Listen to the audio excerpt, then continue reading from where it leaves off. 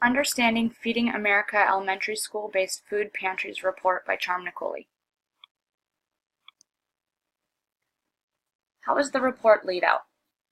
The report follows a similar format recommended by Mackenzie, Ninger, and Thackeray. It starts with an introduction, talks about the purpose, the rationale, it gives a description, talks about the goals and objectives, and an evaluation questions towards the end. It also goes through data and methodology, talks about the design, sampling procedures, data collection procedures, study results, and data analysis procedures. It also shows results, 4 different types of results, one for administration and management, one for client experience at the school pantry, one describing food distributed, and quality and quantity of food. The results go through the description of findings, answers evaluation questions, explains findings, and also includes charts and graphs. The discussion, it talks about results, conclusion, and limitations. It also gives recommendations, 12 different points, and at the end there's an appendix that covers the interview questions.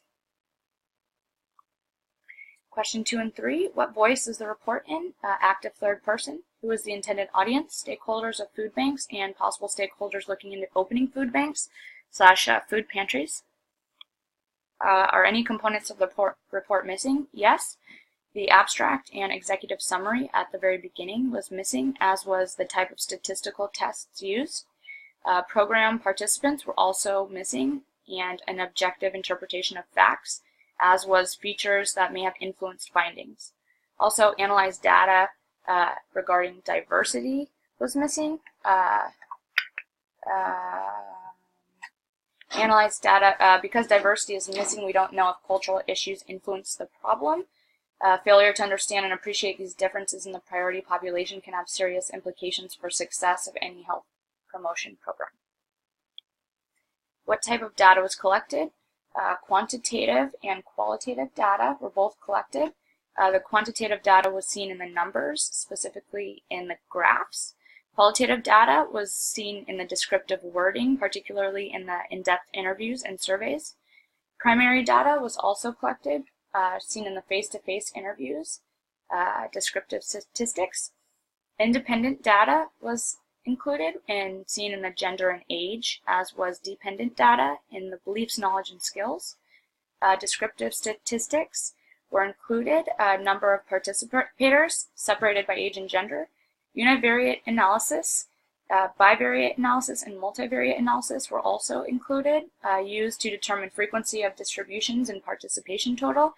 The bivariate was seen in Table 10, frequency of types of foods received, and multivariate was seen in the Table 12, satisfaction of food received by delivery model.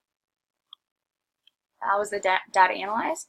Data was analyzed in Stata, a statistical software package. It was entered twice to ensure accuracy. Responses were compared by participation level, by delivery service model, or whether the site participated in the Meals for Minds program. Hypothesis tests using a significance level of 0.05 were conducted when appropriate, and qualitative audio recording data was analyzed, transcribed, and coded to identify common themes and key points. Recommendations were to create and effectively distribute training manuals, will increase instruction and communication between food banks. Working as a team ensures a smooth pantry operation. Increased outreach to school communities about the school pantry to promote adoption of food banks. Strict guidelines on food weight will help decrease food insecurity. Food policy can help to offer a variety of foods that meet the current dietary guidelines for Americans. Partnering with local organizations can help to increase dissemination of information to other food assistance programs and nutrition education.